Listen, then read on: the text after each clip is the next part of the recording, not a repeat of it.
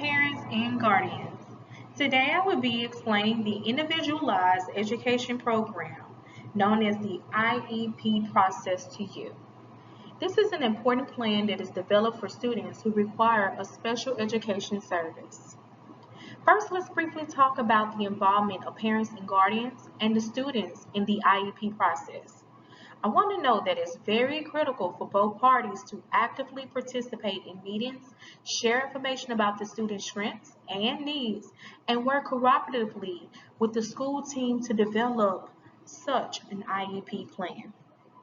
Let's move on and talk briefly about the process in the IEP.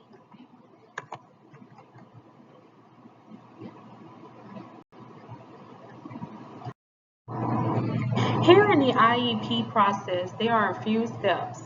Let's say 7, okay?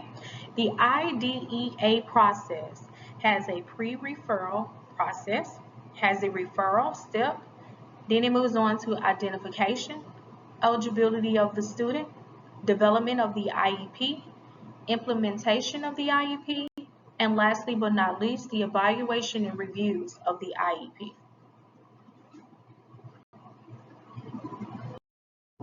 Let's take a close look at the referral process. During the pre-referral process, educators try to make the modifications to instructions. So the teacher have tried different accommodations to help with learning or behavior issues.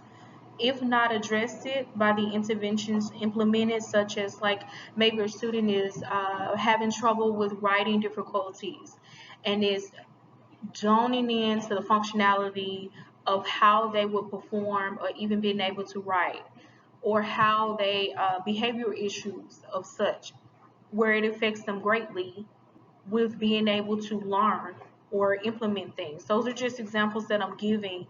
So the teacher has implemented or alternated some type of instruction plan in place. It goes with the instruction first, and then we document evidence of students' needs. If there need to be any other issues addressed after you have implemented your interventions and it's the issue still is at hand, that's when we move on to the next process, which is called the referral process. After educators have, of course, well documented evidence of the intervention efforts that have already taken place and included samples of each student work that clearly demonstrates why you feel that an evaluation is even needed. Well, according to the NDA, we have to have that type NEA. We have to have that type of documentation so that there can be extensive referral or information of evidence that the student is needing um, from a referral process. A written consent for parents is also needed during this process. Ensuring that the parent has that great understanding that they're allowing the child to be evaluated to determine whether she has a disability that affects educational performance is a great stress in this process, because sometimes parents will consent and then double back and say, oh, I didn't understand. So just making sure and ensuring that the evaluation process before it even starts or move on to the next step, which is next, that the parent understand what the educator has seen, the implementation that has been implemented to try to de-stress, and it was not effective. Next goes on to the evaluation process.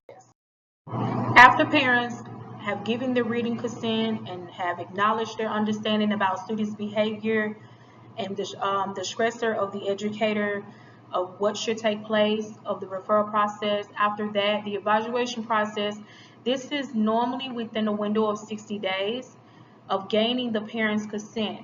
This is the stage where students will be evaluated in the area of concern, such as classroom or functionality performance. Next, we move on after the evaluation process to see if there may have been some type of disability affecting the functionality or the academic part of a student's. We move on to the eligibility determination to see if the student qualifies for IEP. At this stage, student is evaluated. The results are reviewed from the evaluation. The key questions are asked, such as, does the student have a disability? And does this disability affect the student's academic performance or functionality in a classroom setting? If yes to those questions, then we move on to the next process. During this process, developing of an IEP, we've checked all of our marks, that we evaluated the students. It shows results that there is a disability at hand. And during this process is when everything is documented by the LEP team. These individuals include special education teachers, a special service provider or special services provider, parents, general education teacher, and LEA or principal.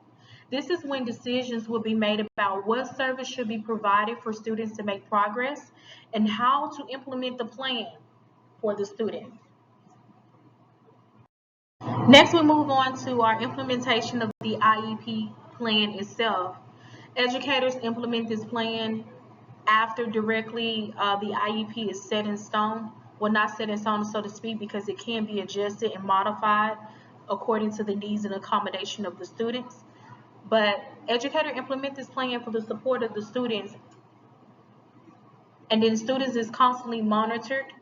And after monitoring, and we're seeing that the progress is not made towards it, of course, we can adjust and make according adjustments as necessary to the plan. Next, the last step is the evaluation and review of itself.